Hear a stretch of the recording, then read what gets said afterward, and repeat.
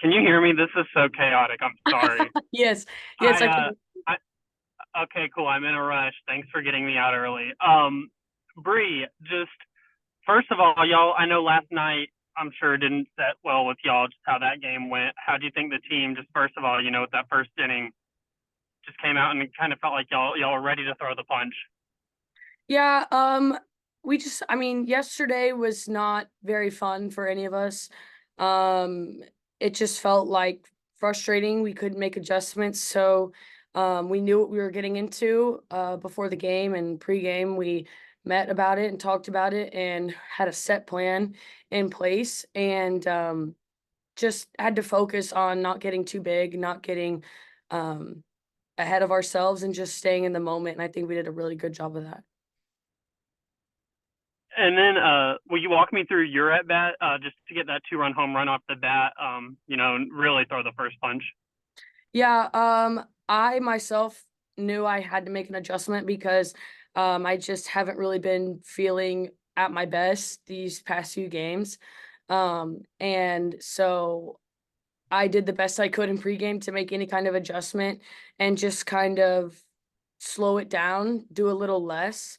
And I knew what pitches I was going to get, and I knew that the best pitch I was gonna see out of her hand was a screwball or whatever it is she's throwing on the inside half. But I knew that I wasn't gonna have success with the outer half drop ball, so I was letting those go. And after two of those came, I kind of had a feeling I was gonna get something inside for a strike. So I was sitting on that pitch and I got it. I wanted to ask too about. I mean, this is just another shutout for Morgan. Two against that team is hard to do. But then Nia's three for three. Reese gets to come pitch in this weekend. What do you think about y'all's transfer class that came in this year and the way that y'all are just all kind of starting to really hit a stride? I'm proud of us. It's not an easy thing to do. It's not easy to come into a team that's so close together and been through a lot already, and to come in and just do what we're doing now. And all also like the fact that things weren't really going our way the beginning of the season, and we just kind of stuck with it, kept grinding out, and we had a lot of like high expectations about us. And it really sucked at the beginning because we felt like we weren't meeting those expectations. So now it feels like we're getting there. We're um kind of like coming out as advertised, I guess you could say. But yeah, I'm really proud of us for adjusting and sticking to it and not letting outside factors affect us, because there's always going to be those. Thanks, Bree. Yeah. Do you have any other questions for Bree? Yeah, I've a couple questions for Bree. What's it like when Morgan's locked in like she is tonight and was on Friday night playing behind her? It's awesome. It's I mean, she's a drop ball pitcher, so we're gonna get a lot of ground balls. So we know that as an infield and as a defense. And when she's dialed and just throwing her pitches and trusting her spin, she's amazing. And I've been saying that since the fall, since we had to hit off her. I knew she was gonna be great. And it just takes her to trust herself and trust the hard work she puts in every day. And because we will always trust her, we'll put all of our eggs into her basket for sure. But it's great, and has such good energy, and she's electric. So it's really fun playing behind her. You had such a quick turnaround. You played a late Saturday night game more later than normal, and it's easy to come out flat in a quick turnaround, but you all didn't. Tell me through that process of preparation from that quick turnaround and come out so sharp like you did today.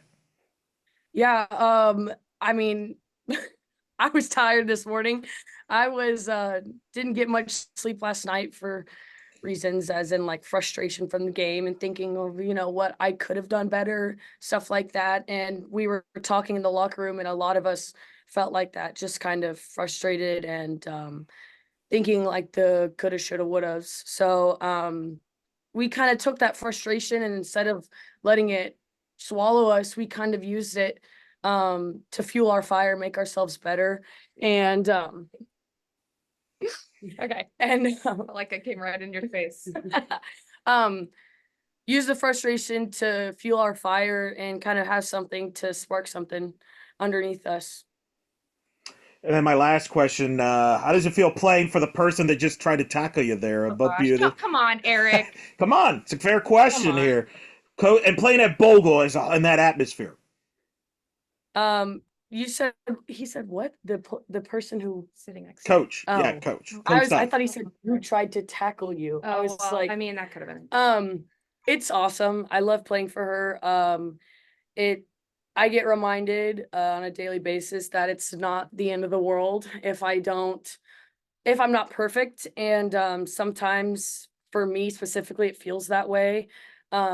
So just sometimes like hitting like in the box, if I for any split second have any kind of doubt in myself, I'll just look over there because I'm not getting a sign. I mean, I'm probably not gonna get a bunt sign. So, but when I do look down there and it just like she's just so cool and calm, and I know that she believes in me. And so it's really nice to just have someone that you know has your back through thick and thin, just to look at in the middle of something hard and kind of like recenter myself. But yeah, I love playing for her. I love the energy she brings every day, and I love how she makes us better. Thank you, Bri. Any other questions for Bri? Yeah, I'll hop in real quick. Bri, I just wanted to ask quickly about you, or Coach Deifel mentioned yesterday just the energy not being where you guys thought it needed to be, and you mentioned, you know, the frustration of the team and turning that into a positive. What does it say about your group of player leadership to not let that spiral and to turn it into ultimately a positive and a big win today? Yeah, we tend to do really well at responding. We had to work on that from the beginning of the season, and we had tough losses at the start. And so really just kind of learning from those and um learning how to bounce back from a tough loss is one of the biggest things that we as a whole have learned and that I have learned really. Um, and just knowing it's not the end of the world because we all trust each other. We have trust in our pitchers and our offense and defense. So we know we're going to get the job done, and it's really never a question about it. It's just, you get lucky sometimes, things go your way and stuff like that. So sticking to our process is super important. And then last one for me, I know you mentioned obviously the beginning of the season didn't go how you guys might have wanted it, but I mean, it's been such a stark turnaround, 4 straight series wins. Just how proud of you are, how proud of you are the entire, how proud are you of the entire group for making the shift you guys have, and you guys have really hit your stride now at this point in the season. I'm really proud of us. Especially I've been on teams where we let that kind of stuff really eat us alive, and um those kinds of losses and that kind of hardship to go through really um exposes like flaws in your team. And if you're not together for the common goal and support each other, then it's going to be almost impossible to get through something like that. So I'm just really proud of us for, if anything, it made us closer and it made us have a stronger bond. So, that really makes us better. And so being able to learn from those losses is huge. And um, at the end of the day, we know it's not how you play in the beginning, it's how you finish, of course. Awesome. Thank you. Thank All right, thank you, Bri. Love you. you. How awkward.